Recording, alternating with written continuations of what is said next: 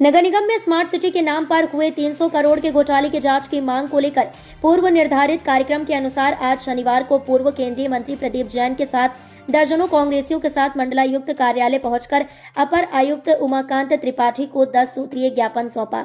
ज्ञापन में कहा गया कि नगर निगम में स्मार्ट सिटी के अंतर्गत सीएजी की रिपोर्ट में भी भ्रष्टाचार की पुष्टि हुई है एवं नगर निगम के महापौर के अनुसार 300 करोड़ रुपए के भ्रष्टाचार का मामला उजागर हुआ है, जो कि ठेका लेने में ठेकेदार व अधिकारियों के मध्य साठगांठ से संभव हुआ है। महानगर में स्मार्ट सिटी के नाम पर जितने भी कार्य हुए हैं उनमें अधिकांश कार्यों में घपला हुआ है। महानगर में महंगी दरों पर एलईडी टेलीविजन व स्ट्रीट लाइट लगवाई गई है, जिसकी मेंटेनेंस की जिम्मेदारी अगले 3 साल के लिए कंपनी की है, परंतु अधिकांश स्ट्रीट लाइटें खराब पड़ी हुई हैं। स्मार्ट सिटी के अंतर्गत लगाए गए वाटर एटीएम बंद पड़े हुए हैं और शो पीस साबित हो रहे हैं। महानगर में महंगी दरों पर 34 जिम बनाए गए, जिनमें से लगभग 13 से अधिक खराब पड़े हैं और मशीन जंग खा रही है। शहर महंगे पिंक टॉयलेट बनाए गए हैं जो अनुपयोगी साबित हो रहे हैं। नारायण बाग में करोड़ों रुपए खर्च करने के बाद भी स्थिति जस की तस है।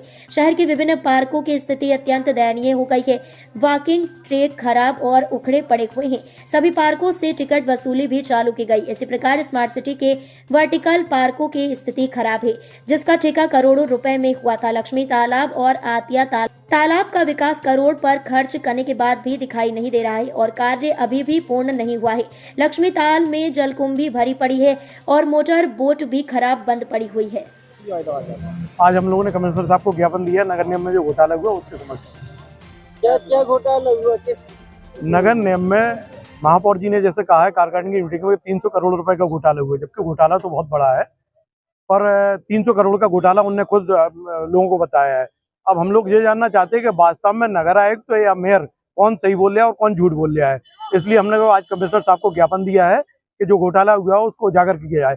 इसके समक्ष हम लोग जनवरी में नगर निगम में एक आंदोलन करेंगे, जिसमें हम लोग क्रिमिनल स्टार्ट करने जा रहे हैं, जो जब तक घोटाला क्लियर नहीं होता है जब तक हम लोग आंदोलन जारी रखेंगे। मंत्री बता। बुंदेलखंड की हृदय स्थली झांसी में भ्रष्टाचार का जबरदस्त प्रकोप है।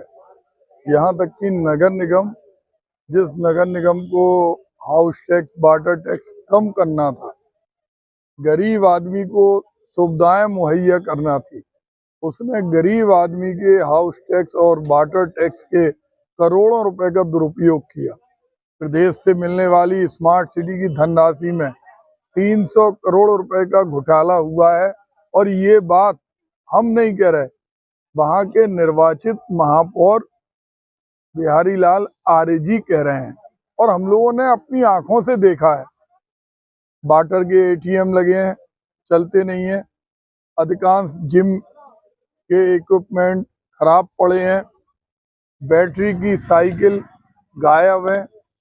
कारें धूल खा रही। लक्ष्मी तालाब के अंदर जहां 40 करोड़ रुपए स्मार्ट सिटी से दिए गए, वहां जलकुंभी जमी है, कोई मोटर बोट नहीं चल रही है। वही आतिया तालाब का हाल है। करोड़ों रुपए खाने का काम नगर निगम के स्मार्ट सिटी के लोगों ने किया है।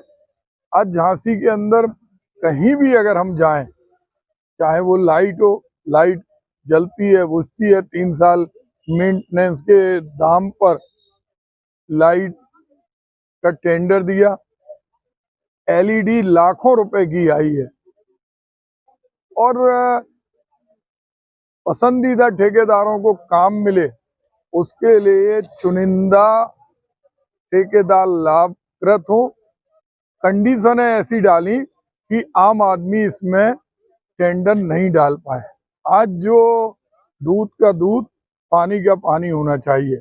ऐसी कोई मद नहीं है जिस मद में पैसा नहीं खाया गया। नारायण बाग के अंदर जिस तरह से पूरे करोड़ों रुपए लगे हैं, उन करोड़ों रुपए लगने के बावजूद भी नारायण बाग में आज भी घूमने वाले एक एक पर्यटक को समस्या का सामना करना पड़ता है। वो पैसे कहाँ गए? और खासतौर से जब उनके जो झांसी का प्रथम नागरिक है, जिसके ऊपर नगर निगम की जिम्मेदारी है, जो भारतीय जनता पार्टी के चुनाव चिन्ह से चुनाव जीता, और उसके बाद उसकी आवाज भी नहीं सुनी जा रही। और उल्टा ये हो रहा है कि स्मार्ट सिटी के अधिकारी 1 करोड़ रुपए की मानहानि का दावा उनके ऊपर कर रहे हैं। तो ये क्या हो रहा है? जीरो टॉलरेंस वाली सरकार की बात हमारे योगी जी करते थे, आज उन्हें चाहिए सीएजी के अंदर भी आया और एक एक चीज वो खुद झांसी आए और देखें कि इतने बड़े घोटाले के बावजूद घोटाले करने वाले आराम से घूम रहे हैं। लेकिन हम कांग्रेस के लोग चुप नहीं बैठेंगे। अगर इन पर एफआईआर नहीं हुई, कार्रवाई नहीं हुई, तो 5 तारीख से हम लोगों का आंदोलन एक व्यापक स्वरूप लेगा। जनता के साथ हम खड़े होंगे और इस भ्रष्टाचार के लिए